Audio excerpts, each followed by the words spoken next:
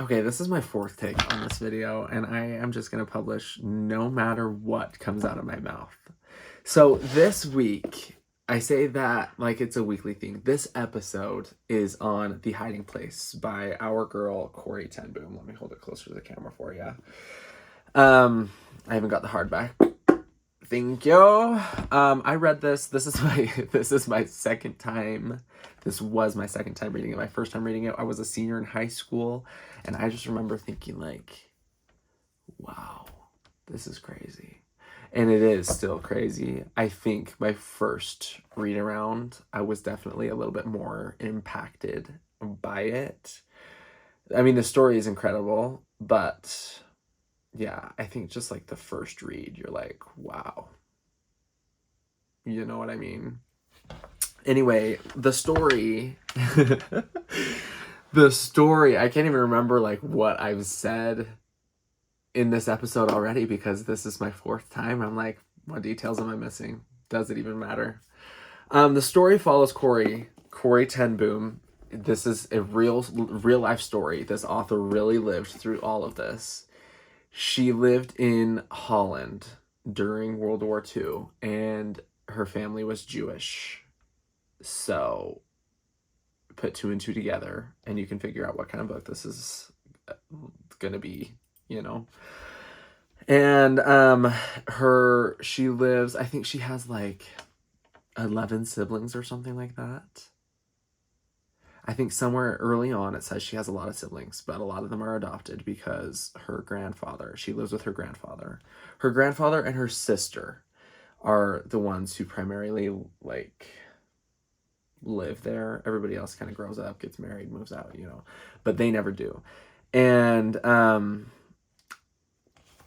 grandfather, they call him Opa, OPA, I think.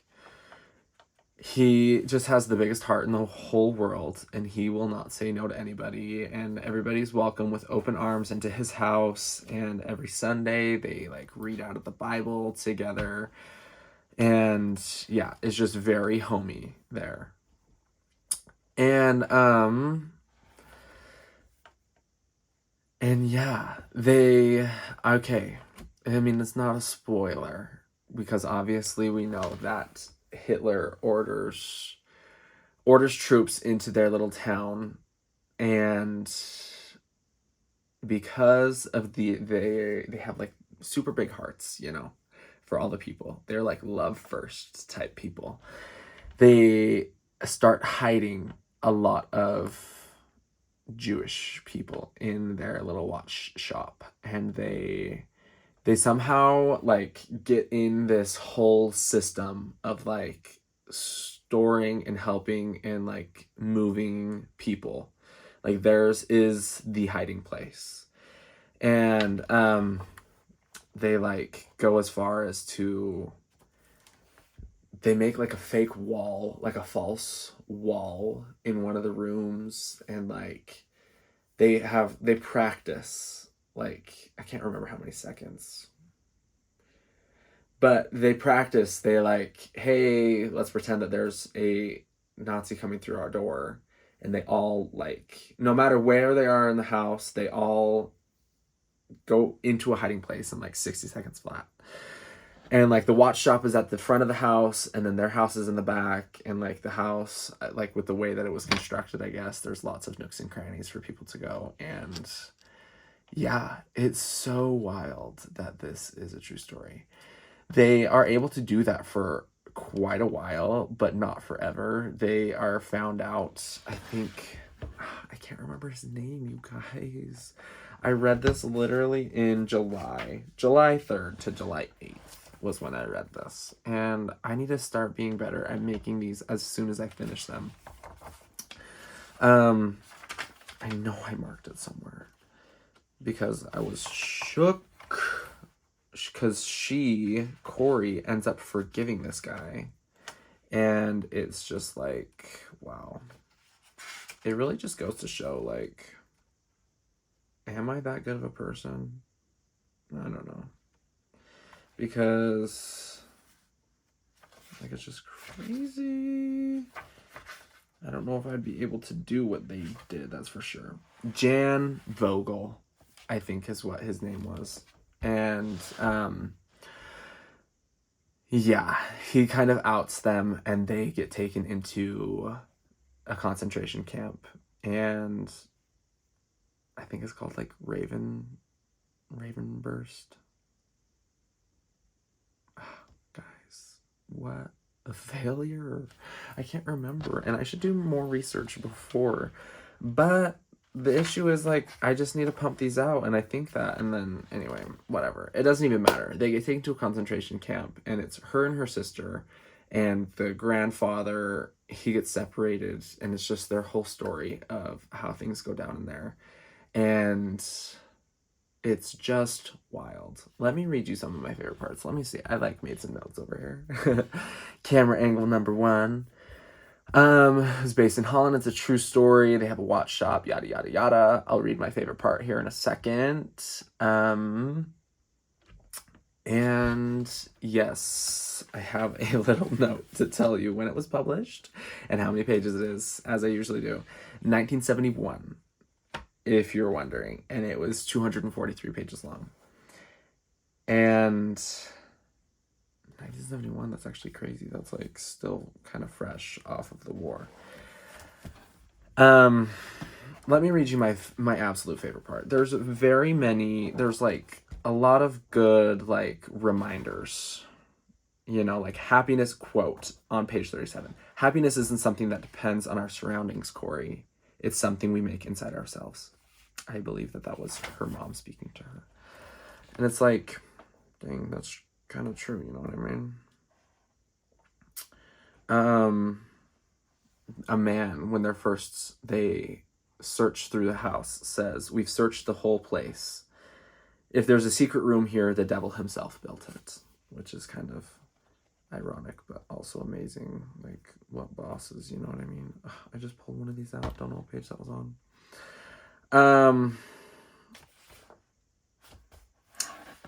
Everybody knows the scripture where it's like, well, I wouldn't say everybody, but like, it's very popular in the Christian community.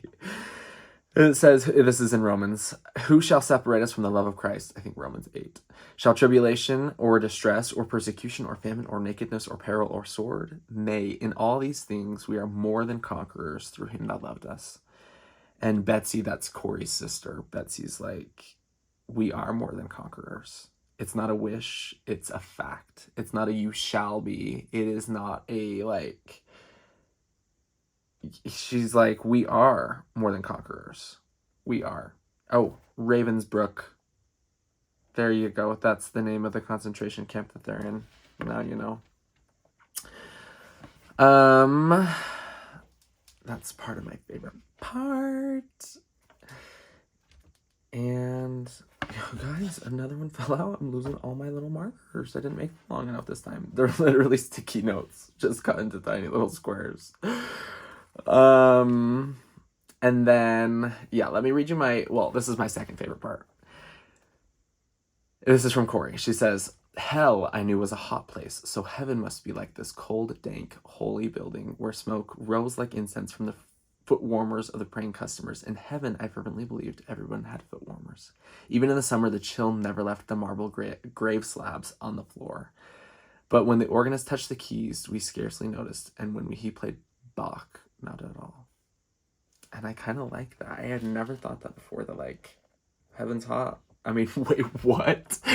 Hell is hot. So, of course, heaven is cold. I like to think that, the solid gold floors have got to be a little chilly. Okay, and this is my favorite part. And I remember the first time I read this, I was like, dang. And then on the second time, I was still like, dang, but you know what I mean. Her and Betsy, so Corrie and Betsy get separated in Ravensbrück, and they're trying to find each other. They don't have like an update on each other, all this stuff. They finally get together in one of the rooms, and they notice that like the guards don't really go in there, so they're able to like have little Bible study sessions, etc. Wait, is that this part? I think it is. I think it happens in there. And they pray together, yada, yada, yada. And this is when Betsy is praying for them. And she's like, give thanks. She just remembers, Christ's teaching to give thanks in all circumstances. And she gives thanks for the fleas. The fleas in there. It's a flea-infested little place. And Corrie is like, how can we give thanks for... She looks around the room and it is absolutely disgusting. And Betsy is like, we could give thanks for being assigned here together. And she's like, oh yes, Lord Jesus, such as that what you're holding in your hands. And she's holding the Bible and she's like, yes, thank you, dear Lord, that there was no inspection when we entered here. Thank you for all the women here in this room who will meet you in these pages, blah, blah, blah, blah, blah. And she's like, thank you. Thank you, Betsy went on serenely, for the fleas. And Corrie thinks that this is too much. She goes, Betsy, there's no way even God can make us grateful for a flea.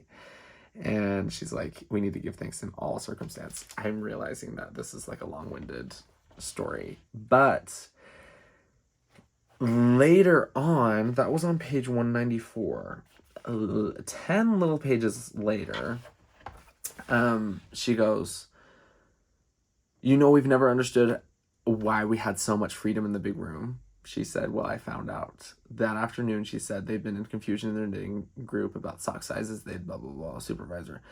They asked the supervisor to come and settle it, but she wouldn't. She wouldn't step through the door, and neither would the guards. And you want to know why? Betsy could not keep the tramp from her voice because of the fleas. That's what she said. The place is crawling with fleas. My mind rushed back to our first hour in this place. I remember Betsy's bowed head, remembered her thanks to God for the creatures I could see no use for. Did you just get the chills? Because, I did.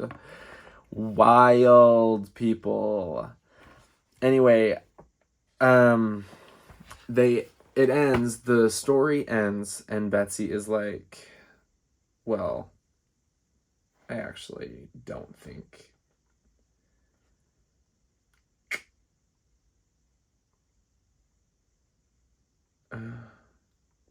I don't think that Betsy survives. I actually don't think that she did. Yeah. But Betsy, before she had died, had said these words, and these are Betsy's words. It says, we must tell them that there is no pit so deep that he, God, is not deeper still. They will listen to us, Corrie, because we have been there.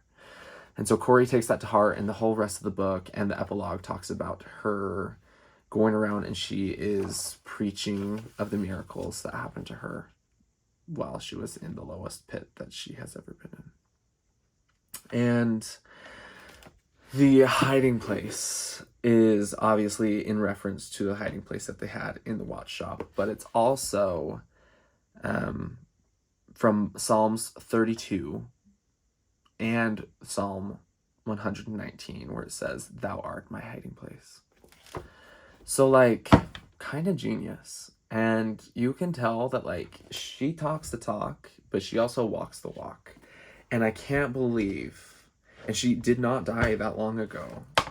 Let me see. I think it says here on the last page, in 1983, on her 91st birthday, she passed away. Isn't that crazy? That literally wasn't that long ago. Anyway, I would totally recommend this book to anybody. I think it's a great, especially if you are religious.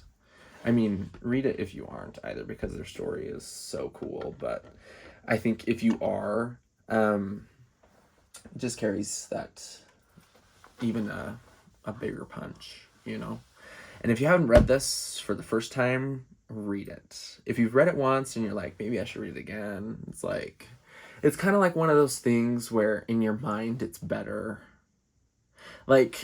For example, I think of the movie Step Up, and I just remember watching that with my older sisters and being like, this is the greatest movie ever made. And I still to this day listen to that soundtrack sometimes because it's just gold. But I think if I were to go back and watch it again, it would be very disappointing. So I haven't, and I don't think that I will, because I like to just savor the memory, you know? I'm not comparing The Hiding Place by Corrie Ten Boom to Step Up featuring Channing Tatum and, gosh, what's the girl's name? And Sierra on the soundtrack. I'm just saying, like, the first time for me, at least, this was the best book that I had, like, ever read about World War II. And reading it again, I'm like, maybe a little bit less so.